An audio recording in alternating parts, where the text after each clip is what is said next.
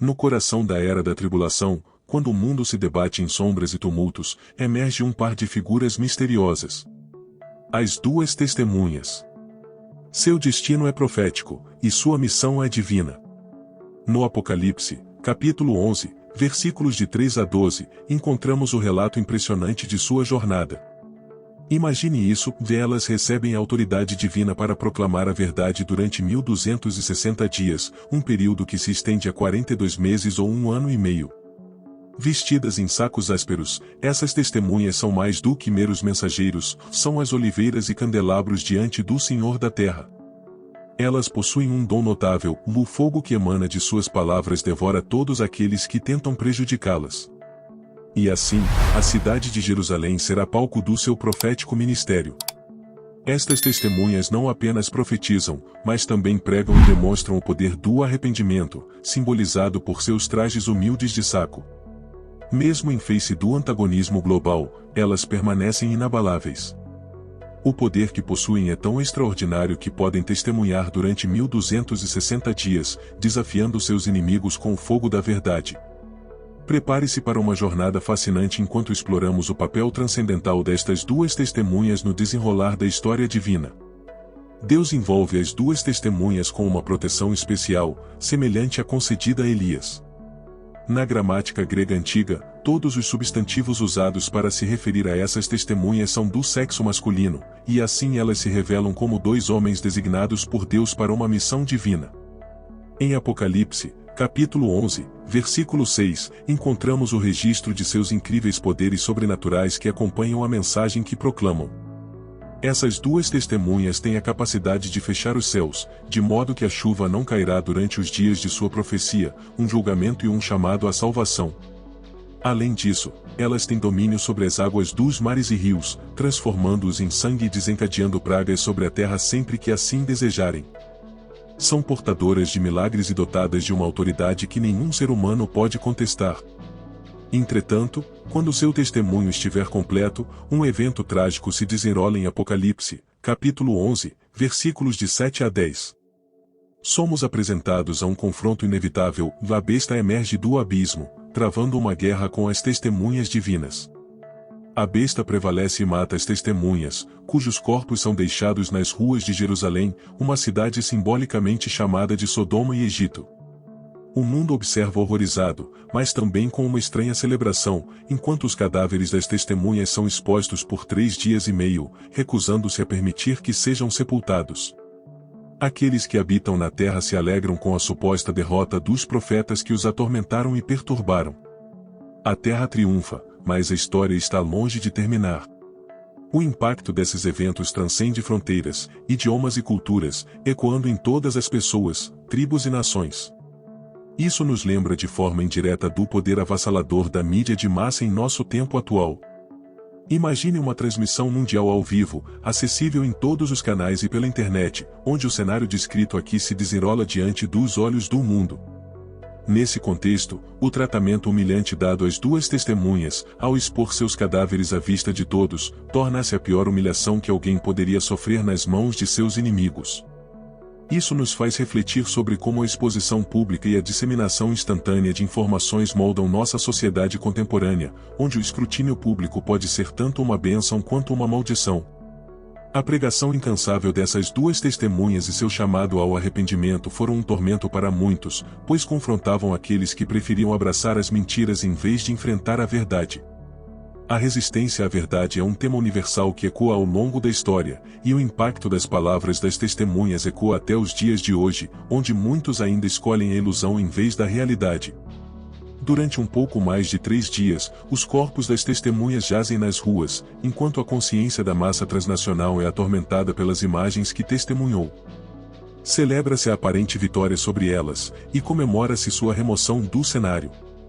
No entanto, quando essas duas figuras ressurgem diante de todos, o alívio cede lugar ao terror. Sua ressurreição é anunciada por uma voz estrondosa dos céus que ordena: vinde acima.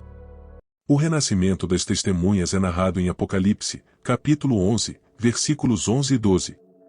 Após 3,5 dias, o sopro de vida de Deus entra nelas, e elas se erguem imponentes. Grande medo e pânico envolvem aqueles que as observam, pois a natureza miraculosa desse evento é inegável. As duas testemunhas obedecem à voz do céu, ascendendo aos céus em uma nuvem diante dos olhos atônitos de seus inimigos. A terra, que não foi digna delas, vê-as serem chamadas de volta por Deus e levadas para o céu. Esse momento crucial enfatiza a notável singularidade das testemunhas e a natureza divina de sua missão. No entanto, a pergunta persiste. Diante de maravilhas e julgamentos, as massas finalmente ouvirão os profetas de Deus.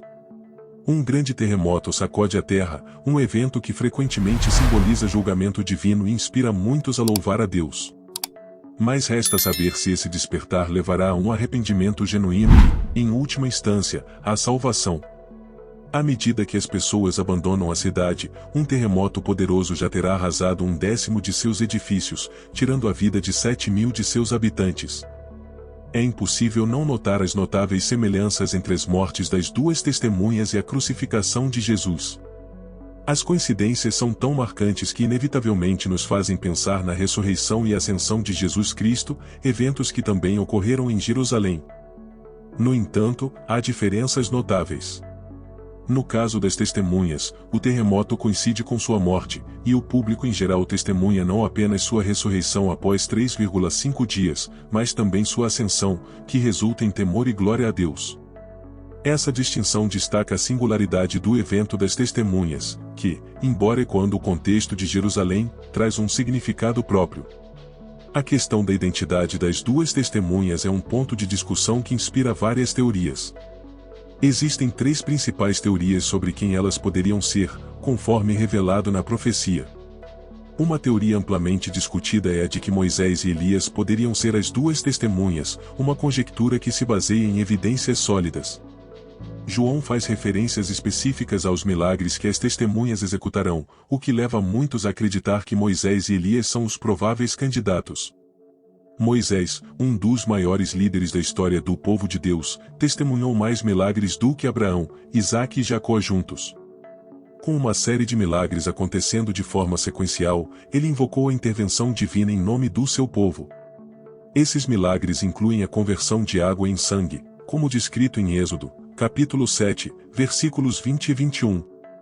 Quando Moisés e Arão atingiram as águas do Nilo com um cajado, transformando-as em sangue, o Nilo ficou poluído, causando a morte dos peixes e tornando a água imbebível para os egípcios. Além disso, as testemunhas possuirão o poder de destruir seus inimigos com fogo, algo que ecoa eventos na vida de Elias e Moisés. Um exemplo notável é quando Elias invocou o fogo do Senhor, que consumiu os 250 homens que estavam oferecendo incenso, demonstrando o poder sobrenatural que possuía. Essas conexões entre as ações das testemunhas e os milagres realizados por Moisés e Elias sugerem que eles são candidatos plausíveis para o papel das duas testemunhas na profecia. Uma visão que fortalece a possibilidade de Moisés e Elias serem as duas testemunhas é o registro de sua aparição com Jesus na Transfiguração, conforme escrito em Mateus, capítulo 17, versículos 3 e 4. Naquela ocasião, Moisés e Elias foram vistos conversando com Jesus, um evento de profundo significado espiritual. Pedro ficou tão impactado por essa visão que sugeriu a construção de 3 tendas, uma para Jesus, uma para Moisés e outra para Elias, revelando a importância atribuída a essas figuras espirituais. Essa conexão ressoa com a lição das duas testemunhas em Apocalipse, capítulo 11, versículo 5, onde se afirma que, se alguém quiser prejudicá-las, fogo sai de suas bocas e devora seus inimigos. A semelhança das ações das testemunhas com as de Moisés e Elias é notável. Além disso, a teoria de que Elias é uma das testemunhas ganha força devido à semelhança entre seu ministério e as ações das duas testemunhas, como descrito em Tiago, capítulo 5, versículos 17 e 18. Elias, um homem sujeito às mesmas fraquezas humanas, orou intensamente para que não chovesse por 3 anos e 6 meses, e então orou novamente para que a chuva caísse. Essa narrativa reflete os poderes sobrenaturais atribuídos às testemunhas. A tradição judaica também antecipa o retorno de Moisés e Elias, baseada nas profecias de Malaquias, capítulo 4, versículo 5, e na promessa de Deus de levantar um profeta semelhante a Moisés, conforme Deuteronômio, capítulo 18, versículos 15 e 18.